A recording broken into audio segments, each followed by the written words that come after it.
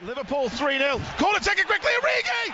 Bonjour à tous, c'est Guillaume de Sport Focus et bienvenue dans une nouvelle analyse. Alors aujourd'hui, j'ai analysé les quarts de finale retour de la Ligue des Champions. Et pour ce faire, je vais analyser match par match pour voir si la qualification est méritée, comment est-ce que cette équipe a fait pour aller en demi-finale, et après pour savoir les chances de ces équipes en demi-finale pour le futur de la compétition. Et si vous voulez aller voir les autres analyses des autres matchs, n'hésitez pas à aller voir les autres vidéos qui sont sur Instagram ou YouTube. Mais ne perdons pas plus de temps et allons directement sur le match qui nous intéresse, c'est-à-dire Porto-Chelsea. Alors c'était pas vraiment un match super intéressant et c'était pas le match de l'année clairement.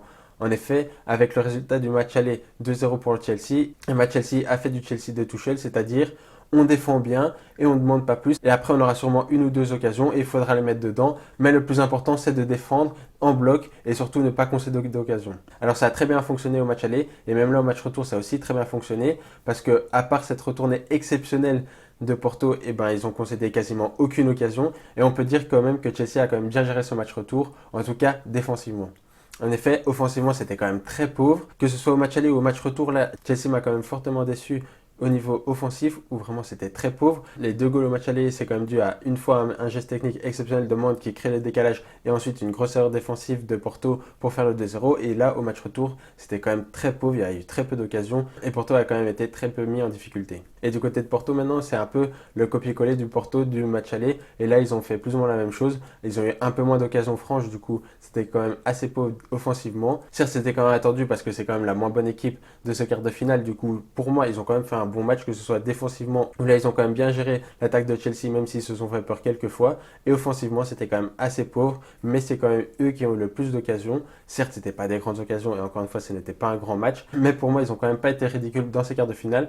Je pensais vraiment que ça aurait pu être bien pire pour eux. Et je pense que plus tard, ils pourront dire, voilà, on n'a pas démérité, on peut être fier de nous parce qu'ils ont quand même fait une très belle Ligue des Champions en général, en sortant la Juve en huitième de finale et là, en tenant tête à Chelsea en quart de finale. Donc pour la suite de cette compétition pour Chelsea, je pense vraiment que Chelsea devra passer la seconde. En effet, défensivement, c'est très bien, c'est très solide, ils concèdent très peu d'occasions, mais en face, c'était que Porto. Là, pour la demi-finale, que ce soit contre le Real Madrid ou contre Liverpool, ça va être un autre niveau et défensivement, il faudra être beaucoup plus solide. Et encore une fois, offensivement, il faudra quand même montrer beaucoup plus de choses parce que certes, ils misent sur leur efficacité pour marquer des goals, mais je pense qu'ils devront quand même créer plus d'occasions pour avoir plus de chances de marquer parce que contre le Real Madrid, on sait très bien que le Real Madrid a une super bonne organisation défensive et c'est très compliqué de marquer des goals contre le Real Madrid. Et si c'est contre Liverpool, ça risque d'être un match un peu plus ouvert, mais ça risque d'être quand même d'un autre niveau que Porto. Et du coup, pour moi, Chelsea devra vraiment augmenter son niveau de jeu pour les demi-finales s'ils veulent aller en finale par la suite. Voilà, j'espère que tu as aimé cette analyse et n'oublie pas de mettre un like et de le faire savoir en commentaire.